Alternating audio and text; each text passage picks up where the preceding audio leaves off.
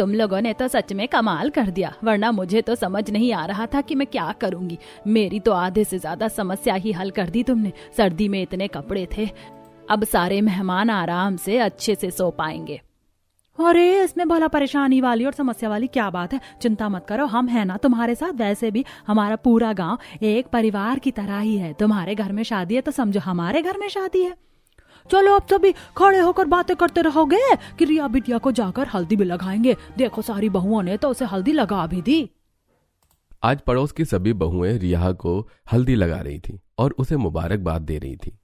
देखो तो हमारी प्यारी रिया कितनी अच्छी लग रही है। अब तो हमारी गुड़िया रानी बड़ी हो गई। बिल्कुल, अब तो हमारी रिया अपने सैया के घर जाएगी और हम सबको भूल जाएगी।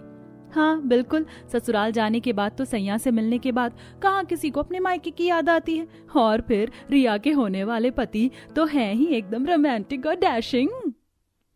सभी रिया को छेड़ रहे थे, जिसके बाद रिया को शर्म आती है और वो शर्माते हुए कहती है, अरे भाभी आप सभी बस कीजिए, क्या आप हर बात पर मुझे छेड़ती ही रहती हैं। अरे आप लोगों की बराबरी कोई नहीं कर सकता। ऐसा भी कभी हो सकता है भला कि मैं अपने ससुराल वालों के आगे आप सबको भूल जाऊं? इतना प्यारा गांव कहीं नहीं होगा और इतने प्यारे गांव वाले भी कहीं नहीं होंगे। उसके बाद सभी डांस करते हैं और हंसी खुशी शादी के फंक्शन को सेलिब्रेट करते हैं। शादी भले ही एक परिवार में थी, लेकिन उस शादी में पूरा गांव इकट्ठा था। सभी गांव वाले शादी की तैयारी में अच्छे से लगे हुए थे। शांति के घर में बहुत से मेहमान आए थे और बाहर आंगन में भी तिरपाल लगाकर सभी के लिए गद्दे बिछा दिए गए थे और सब मेहमान वहां सो रहे थे घर के अंदर। ओह मम्मी जी, आज तो बहुत ही ज्यादा कड़ाके की ठंड है। शुक्र है आंटी ने हमें गद्दे और हीटर दे दिए, जिसकी वजह से मेहमानों को सोने में परेशानी नहीं हो रही। हाँ, यहाँ घर के अंदर कमरे में ही हमें इतनी ठंड लग रही है, लेकिन बाहर सभी को अच्छे से रजाई और सब मिल गया है, तो अब परेशानी होने वाली बात नहीं है। अच्छे से बस ये शादी भी जल्दी निपट जाए। शादी का दिन आता है और गांव की एक छोटी सी वाटिका में ही शादी होनी थी, जहां पर बारात आती है। आस पड़ोस के सभी लोग शादी की अच्छी से तैयारी कर रहे थे। क्यों पायल, सब ठीक से हो गया ना? कुछ कमी तो नहीं रह गई? नहीं पलक, सब कुछ बहुत अच्छे से हो गया और ये इन सब चीजों का श्रेय आप सभी को जाता है। तुम सभी ने मिलकर रिया को इतनी सुंदर तरीके से तैयार किया है, वो दुल्हन के जोड़े में एकदम परी लग रही है। अरे ये तो हमारा फर्ज था, रिया हमारी भी तो छोटी बहन जैसी है। वहीं दूसरी तरफ सभी गांव वालों ने रिया की शादी के लिए ससुराल ले जाने के लिए अलग अलग तरह का सामान दिया था। विमला, सरला, शीला और सुनीता, ये सब क्या चल रहा है? तुम सबको इतना सामान लाने की क्या जरूरत थी? डबल बेड, वॉशिंग मशीन, अलमारी, इतने सारे कपड़े। रिया के ससुराल वालों ने दहेज लेने से पूरी तरह मना कर दिया था। हाय और अब्बा, तुम इसको दहेज का नाम कैसे दे सकते हो? हमने रिया बिटिया को कोई दहेज नहीं दिया। एक परिवार वाले जब अपनी बेटी को बड़े प्यार से उसके लिए सामान देते हैं तो बस ये उसके लिए छोटा सा तोहफा ही है। हाँ बिल्कुल, रिया भी हमारी बेटी ही है, इसीलिए तुम्हें इतना सब सोचने की जरूरत नहीं है। लेकिन मैं इतना सारा सामान नहीं ले सकती। ओहो, ये तो तुम सीधे हाथ पैर मान जाओ, वरना देख लेना हमसे बुरा कोई नहीं होगा। मेरी बेटी की शादी में भी तो तुमने कितना कुछ किया था। ये तो हम सभी गांव वालों का आपस में प्रेम है, इसीलिए चलो शादी पर ध्यान देते हैं, इन सब बातों को छोड़ते हैं। इस तरह धूमधाम से रिया की शादी हो जाती है और वो अपने ससुराल विदा हो जाती है। अगले दिन सुबह पायल और नेहा दोनों मिलकर अपनी एक पड़ोसन सविता के पास गर्मा गर्म खाना लेकर जाती हैं। सविता एक बहुत ही बूढ़ी महिला है जो अपनी झोपड़ी में अकेले रहती है। अरे मेरी दोनों बच्ची तुम आ गई? जी बिल्कुल अम्मा, हमें तो आना ही था, हम भला आपको अकेला कैसे छोड़ सकते हैं। हाँ अम्मा, आज तो बहुत सर्दी हो रही है और आपके घर में भी कुछ ज्यादा ही सर्दी है। आप कहें तो हम आपके लिए आग जला दें?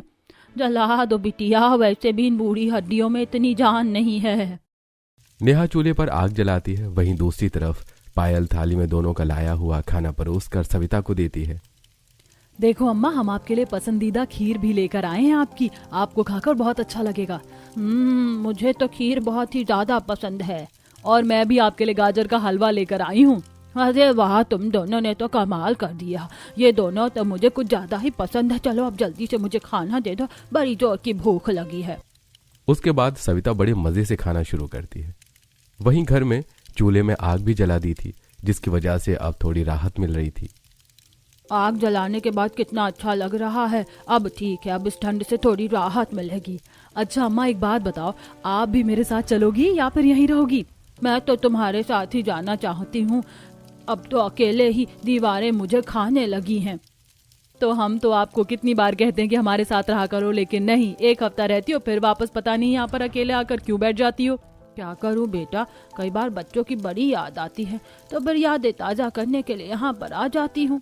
आपको पता है ना, आपके बेटे बहू तो विदेश में जाकर रह रहे, अभी आसानी से घर नहीं लौटेंगे, उन्हें आने में कुछ समय लगेगा। उन्होंने कहा है वहाँ पर एक बार सब सही हो जाए तो आपको ले जाएंगे, इसीलिए इतनी चिंता मत करो। रोज फोन पर खैर खबर तो मिलती ही रहती है और यहाँ पर हम सब है ना आपका ध्यान रखने के लिए, तो इतना उदास होने की क्या जरूरत है। हाँ, अब से आप कभी भी उदास नहीं होंगी और हमारे साथ ही रहेंगी, ठीक है? अच्छा ठीक है। गांव की जितनी भी बहुओं को देखो, हर कोई मेरी क्लास लेने के लिए यहाँ पर आ जाता है। चलो बाबा, तुम्हारी बात ही मान लेती हूँ आज। इतना कहकर सविता उठकर वहां से जाने लगती है, जिस पर नेहा और पायल दोनों हंसते हुए कहती हैं, मुझे पता है अम्मा यहाँ जरूर आएंगी दोबारा, अभी तो बस ऐसे ही बोल रही हैं। क्या करे, परिवार की यादें तो कभी भी किसी को भी सता देती हैं। पायल सविता को अपने घर पर लेकर आ जाती है, जहां पर शांति और सविता दोनों मिलकर गप्पे लड़ा रही थी। बहू एक काम कर, जरा कमरे में तसले में आग जलाकर रख दे, जरा राहत मिलेगी। जी ठीक है मम्मी जी। वहीं दूसरी तरफ गांव का एक व्यक्ति, जिसे इस बार फसल में कुछ ज्यादा ही घाटा हो गया था, काफी परेशान था। तब गांव के सभी व्यक्ति अपनी बैठक में बैठे थे। क्या बात है सुरेश, तुम कुछ ज्यादा ही परेशान नजर आ रहे हो। मेरी सारी फसल खराब हो गई, पता नहीं क्या हुआ, इस बार मेरी फसल ठीक से उग नहीं पाई। अरे समझ नहीं आ रहा कि इस बार क्या करूंगा मैं।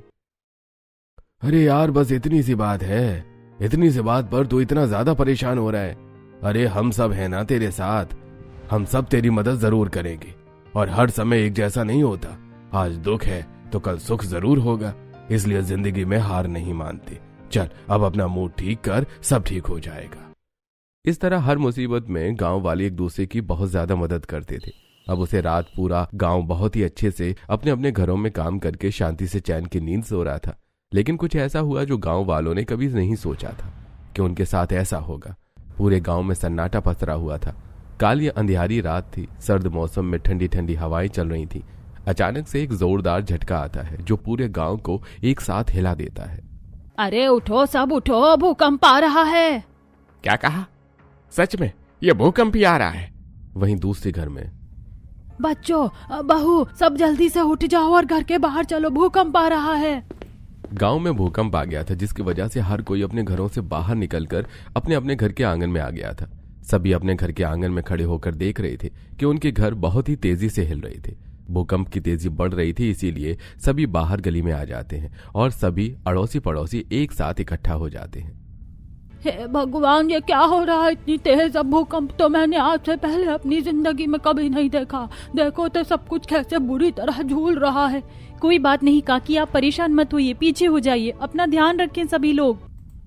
ये सब देख रहे थे और उनकी नजरों के सामने एक एक करके उनके घर ढह रहे थे। कुछ सेकंड्स का यह भूकंप पूरे गांव के लिए तबाही ले आता है। अब भूकंप की वजह से जितने भी पुराने और झोपड़पट्टी वाले घर थे वो सारे 2 मिनट में ढहकर तबाह हो जाते हैं। अपनी नजरों के सामने अपने पूरे घर को बर्बाद होते हुए देखकर सभी बहुत दुखी हो जाते हैं। हर जगह सिर्फ मलबा ही मलबा नजर आ रहा था। हे भगवान, ये क्या हो गया? ऐसी खतरनाक आपदा हमारे गांव को बुरी नजर लगाकर चली गई। देखो तो जरा हमारा घर कैसे तहस नहस हो गया है। हाँ सच में, हम तो कुछ ही देर में बेघर हो गए। अच्छा खासा हम सर्दी के मौसम में चार दीवारी और अपनी छत के अंदर सो रहे थे, लेकिन अचानक ही ये सब हो गया। आप सभी खुद को संभालिए, अगर हम इस तरह हार मान लेंगे तो फिर हमें कुछ सोचने का समय नहीं मिलेगा। हम सभी के ही घर बर्बाद हो गए हैं। हम सभी को इस समय एकजुट रहकर इस समस्या का हल निकालना होगा। भूकंप इतना तेज था कि गांव में सिर्फ पक्के लेंटर के मकान ही थे जो बिल्कुल यूं के यूं ही सलामत थे और उन्हें कुछ भी नुकसान नहीं पहुंचा था। जब सारा मामला शांत हो जाता है तब थोड़ी दूरी से सरपंच और उसकी पत्नी भी वहां पर आ जाते हैं। अरे भैया, सब क्या हो गया? आप सभी के घर तो बिल्कुल बुरी तरह से बर्बाद हो गए। अरे अचानक से यह भूकंप आकर कितनी बड़ी मुसीबत ले आया हमारे गांव के ऊपर। वही तो सरपंच जी, हमें तो कुछ समझ में नहीं आ रहा कि ऐसी हालत में हमें क्या करना चाहिए। अरे ऐसे में हम सब अब क्या करेंगे? हम तो 2 मिनट के अंदर ही बेघर हो गए और अगर हमारे ऊपर छत ही नहीं होगी तो हम कुछ नहीं कर सकते। ना तो हम चैन से बैठ पाएंगे और ना ही हम कुछ कर पाएंगे। अब क्या करें? हमें दर बदर गलियों में भटकना होगा। घर तबाह हुआ है। अब 1-2 दिन में तो ये बनने से रहा। कितनी मुश्किलों से पैसा जोड़कर घर बनाया था। यहाँ कोई हलवा नहीं है कि कभी तैयार हो जाए। सच में यह कोई हलवा नहीं है कि कभी भी तैयार हो जाए। सच में बहुत बड़ी मुसीबत आन पड़ी है हमारे ऊपर। घर की महिलाएं और मर्द इस बात से बहुत ज्यादा परेशान थे। पता नहीं आगे क्या होगा। सभी की बातें सुनकर और सभी को परेशान देखकर सरपंच सभी से कहते हैं, देखिए, इस तरह सर्दी के मौसम में महिलाओं और बच्चों का बाहर रुकना तो बिल्कुल भी ठीक नहीं है। मेरा घर काफी बड़ा है, वहां पर कमरों में महिलाएं और बच्चे तो आज की रात बिता सकते हैं, बाकी बाहर में सभी आदमी रह सकते हैं। बाकी हम सब इन सब चीजों के बारे में कल सुबह सोचेंगे कि क्या करना है। हाँ, अभी आप सब यहाँ से चलिए, हम सुबह सोचेंगे क्या करना है। अब महिलाएं और बच्चे तो सरपंच के घर के अंदर सो जाते हैं, लेकिन वहीं जितने भी आदमी थे उनके लिए बाहर आंगन में गद्दे लगाकर उन्हें कुछ रजाई दे दी जाती है, जिस पर वो सो जाते हैं। लेकिन सभी को इस तरह नींद नहीं आती। कभी कोई रजाई अपनी तरफ खींच रहा था तो कभी कोई। इन्होंने तो सारी रजाई खींच ली, अब मुझे ठंड लग रही है, अब मैं कैसे सो पाऊंगा। इस तरह जैसे तैसे परेशान होकर सभी अपनी रात काट लेते हैं। अगले दिन सुबह बैठक होती है जहां पर सरपंच एक आइडिया देता है। देखिए, मैंने सुबह आप सभी के घर की जांच की है। पूरा मलबा गिर गया है और सारा सामान भी बर्बाद हो गया है। मैं जानता हूं आप सभी को बहुत भारी नुकसान हुआ है, लेकिन आप सब अब चिंता मत कीजिए, हम आपके लिए कुछ जरूर करेंगे। सबसे पहले तो हम आपके रहने का इंतजाम करेंगे, उसके बाद हम सभी का घर बनाने की कोशिश करेंगे। हाँ बिल्कुल, किसी को भी बजट की चिंता करने की जरूरत नहीं है। मैं भी आप सभी की पूरी मदद करूंगा। जी बिल्कुल, आप तो जानते ही हैं कि इनकी कितनी सारी फैक्ट्री है और ये हमारी सिर्फ पैसों में नहीं बहुत सी चीजों में भी मदद कर सकते हैं। इसलिए सभी गांव वाले आप भूले नहीं कि हम सब एक परिवार हैं और हमने आज तक कभी भी किसी को किसी मुसीबत में अकेला नहीं छोड़ा है। इसीलिए किसी को भी घबराने की जरूरत नहीं है। इस मुसीबत का सामना भी हम सब मिलजुल कर कर लेंगे।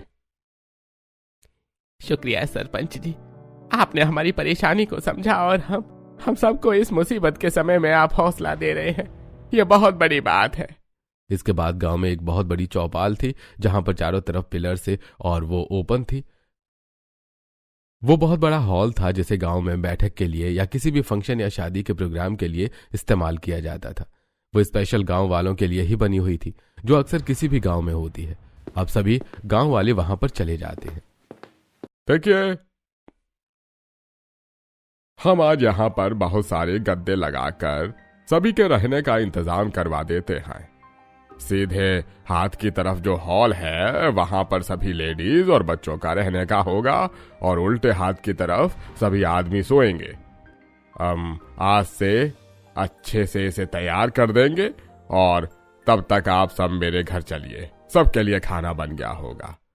अब सभी गांव वाले सरपंच के घर जाते हैं जहां पर उसके घर के आंगन में बहुत बड़ा सा टेंट लगा हुआ था। मेज पर सभी गांव वालों के लिए खाना सजा रखा था। गांव में जितने भी अमीर व्यक्ति थे जिनका घर पक्के मजबूत लेंटर के बने होने की वजह से उन्हें कोई नुकसान नहीं हुआ था, वो सभी मिलकर परेशान गांव वालों की मदद करने के लिए आगे आते हैं। आप सब आराम से पेट भरकर खाना खा लीजिए। आप में से किसी को भी किसी भी चीज की जरूरत हो तो आप बेझिझक होकर हमें बता सकती हैं। अभी तो हम सबको बहुत भूख लग रही है और आपने हमारे लिए खाना बनाया, साथ में सरपंच जी हमारे सोने का इंतजाम कर रहे हैं। फिलहाल तो यही बहुत है। बस दुख तो इस बात का है कि हमारा प्यारा घर अब नहीं रहा। हाँ बिल्कुल, हम अपना घर दोबारा कैसे बनाएंगे, उसमें बहुत समय लग जाएगा। कल रात तक सब बिल्कुल ठीक था और आज अचानक से देखो कितनी बड़ी मुसीबत आ गई। अपनी नजरों के सामने अपने घर को ऐसे तबाह होता देखकर मुझे बहुत दुख हो रहा है। मुझे भी, मैं तो चाहती हूँ कि बस जल्दी से हमारा घर बिल्कुल ठीक हो जाए। सभी बहुत दुखी थे और उन सभी को सांत्वना देते हुए प्रीति कहती है, आप इस तरह निराश मत होइए और हार मत मानिए। हम पूरा गांव एक साथ हैं और इस मुसीबत का हल जरूर निकालेंगे। सभी एक दूसरे की इस मुसीबत की घड़ी में हौसला दे रहे थे। अब सभी खाना तो खा लेते हैं और पूरा दिन सोच विचार करने के बाद जब रात को सब बहुत ज्यादा थक जाते हैं तो अपने अपने पार्टीशन में लेडीज और जेंट्स सोने चले जाते हैं। अब सभी को गद्दों पर सोने के लिए जो जगह मिल जाती है, लेकिन किसी को भी ठीक से रजाई नहीं मिल पाती। नींद में कोई भी एक दूसरे की रजाई खींच लेता था या कभी कोई नींद में अपने हाथ या पैर से सामने वाली की रजाई को हटा देता था। हे भगवान, कहाँ फंस गया हूँ। मैं कल भी पूरी रात में इस तरह से ठंड में कांप रहा था। अब आज रात में मुझे लग रहा है कि ठंड के बारे मेरी बर्फ जम जाएगी। सोने के लिए एक रजाई तक नसीब नहीं हो रही है। कैसे दिन देखने पड़ रहे हैं। अब अगले दिन सुबह फिर से बैठक होती है। गांव के सभी सदस्य वहां पर मौजूद होते हैं। तब सभी अपनी समस्या बताते हैं। देखिए, क्या हम जिस तरह कर रहे हैं वो सब ठीक है? कल रात किसी को परेशानी तो नहीं हुई ना? सरपंच जी, फिलहाल तो बाकी सब बिल्कुल ठीक है, लेकिन रात को हमें सोने में बहुत परेशानी होती है। एक तो इतनी ज्यादा ठंड होती है,